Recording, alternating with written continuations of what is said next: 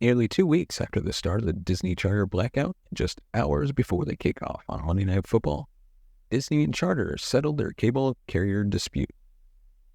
On August 31st, the Walt Disney Company pulled over 24 Disney TV channels from Charter's services, including ABC and ESPN, potentially leaving millions of Spectrum TV customers without access to some of the biggest games of the 2023 NFL and college football seasons.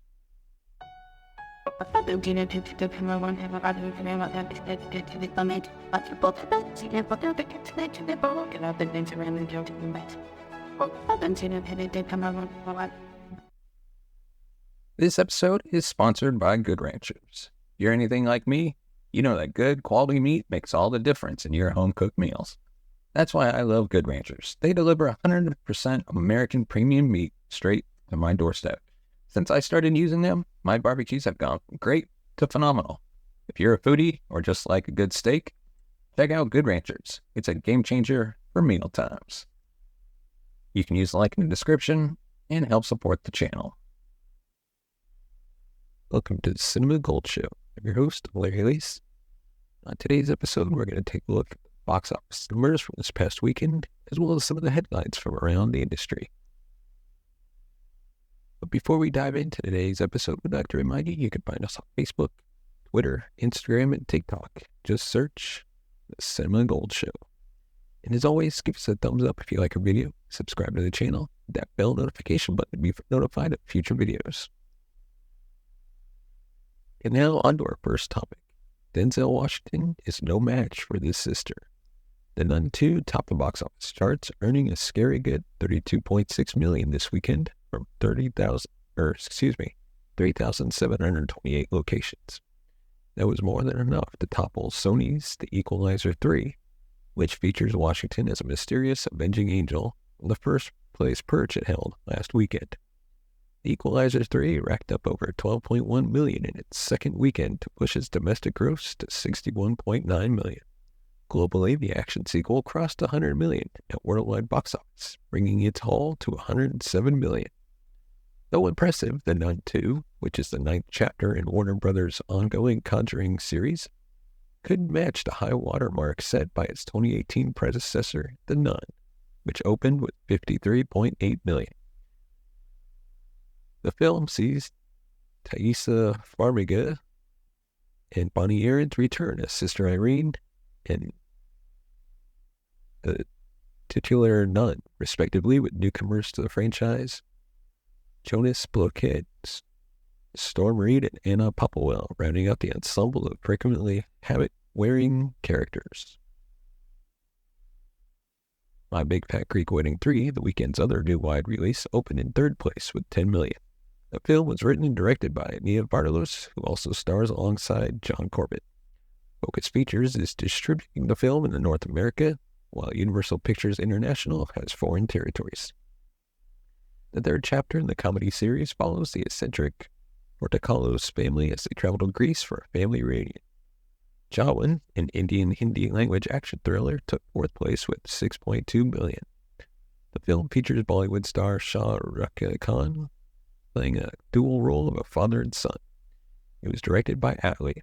Barbie, the Warner Brothers comedy that dominated the summer box office, rounded out the top 5, grossing $5.9 million. That brings its domestic total to a flashy pink $620.5 million. Let us know your thoughts in the comment section below on the topics we covered. And of course, give us a thumbs up if you like our video. And now on to our next topic. Winnie the Pooh, Blood and Honey is set for a sequel. We got our first look at Tigger. Winnie the Pooh, Blood and Honey is getting a sequel. This time, Pooh and Piglet's friend Tigger is getting in on the gory action. IGN exclusively revealed the first look at Tigger and Winnie the Pooh, Blood and Honey 2, which is slated for a February 2024 release. Louis Santon is set to play the character. Despite being one of the most prominent characters in the source material, Tigger wasn't a part of the original Blood and Honey. The reason was that Tigger wasn't a part of the public domain when the first movie was in production. The filmmakers pulled exclusively from I always butcher this named A.A. Milne's classic 1926 children's book, which Tigger wasn't present in. Tigger is set to enter the public domain in January 2024, just 1 month before Blood and Honey 2's scheduled release sometime in February. So Tigger is fair game. And as producer Scott Jeffrey told IGN, Tigger is incredibly violent. He loves to torture his victims before killing them. Jeffrey added that the sequel has a substantially higher budget, so they're really able to create a shocking, explosive, and gore-filled movie, saying he truly thinks people really dig what they're creating. The cast includes Scott Chambers as Christopher Robin, Simon Callow as Cavendish, Ryan Olivier as Winnie the Pooh, Peter D'Souza as young Winnie the Pooh. The filmmakers say filming is currently underway, and more friends will join Pooh on his rampage. The original Blood and Honey released early this year, and it gained a lot of attention for its premise. But unfortunately, like we mentioned prior, Winnie the Pooh Blood and Honey wasted an immediate draw title on an underbaked, low-budget horror blunder that's rougher than sandpaper. Well, let us know your thoughts in the comment section below. Did you see Blood and Honey? What did you think of the movie? And for our twisted-minded fans, what other childhood characters would you want to see be in a horror movie? Let us know. And now on to our probably biggest news of the day. Nearly 2 weeks after the start of the Disney charter blackout, and just mere hours before kickoff on Monday Night Football, Disney and Charter settled their cable carriage dispute. On August 31st, the Walt Disney Company pulled over 24 Disney TV channels from charter services, including ABC and ESPN, potentially leaving millions of Spectrum TV customers without access to some of the biggest games of the 2023 NFL and college football seasons. In a statement Monday, Disney CEO Bob Iger and Charter Communications CEO and President Christopher Winfrey announced what the two companies called a transformative agreement for distribution of Disney's linear networks such as ABC, Disney Channel, and FX, and Disney's direct-to-consumer services, Disney, Hulu, and ESPN. Our collective goal has always been to build an innovative model for the future.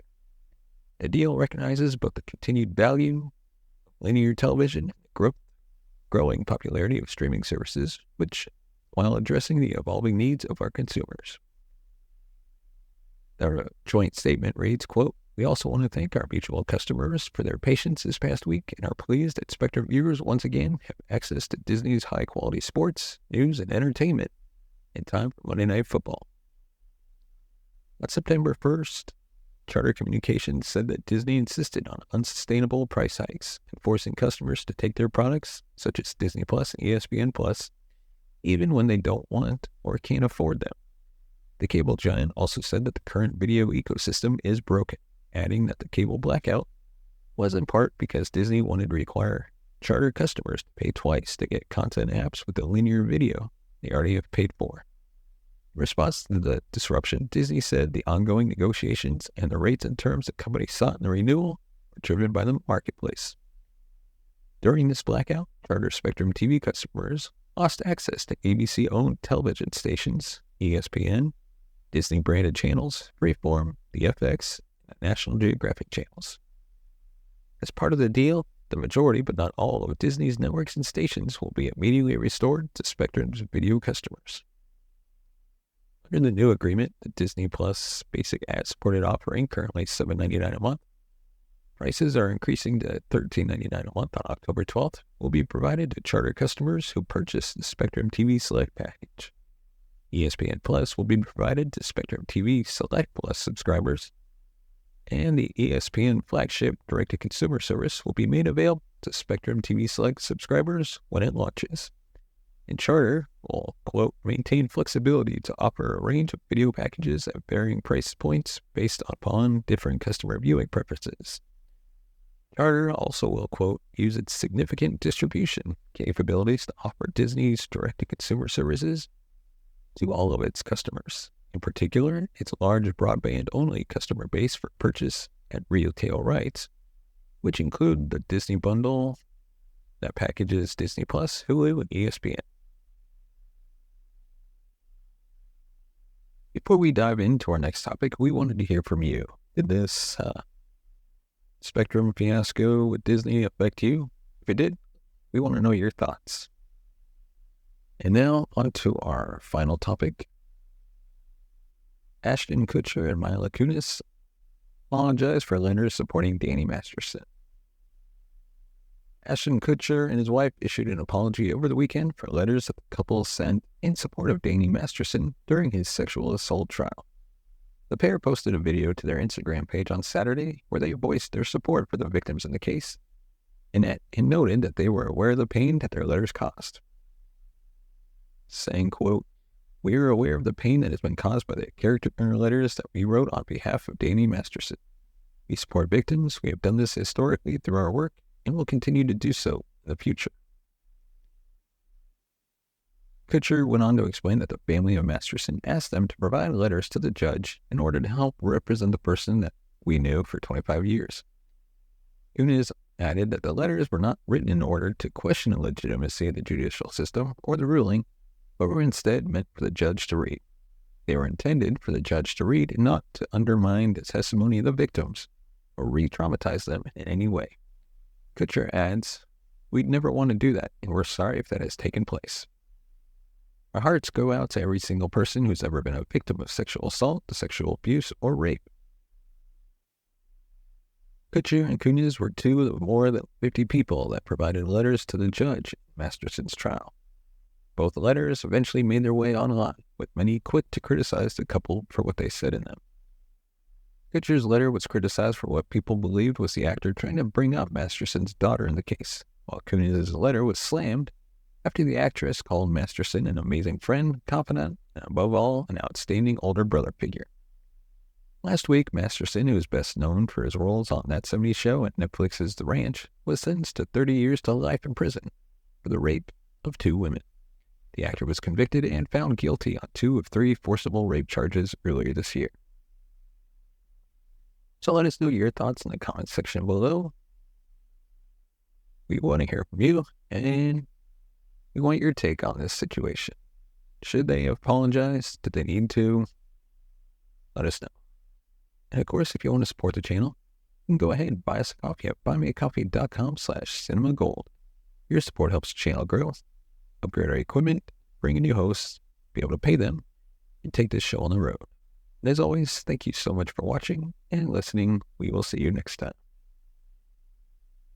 Hey, thank you so much for tuning in to the Cinema Gold Show. If you want to see more content, just click right here. And of course, subscribe to the channel, which you can hit right there. We'll see you next time on the Cinema Gold Show.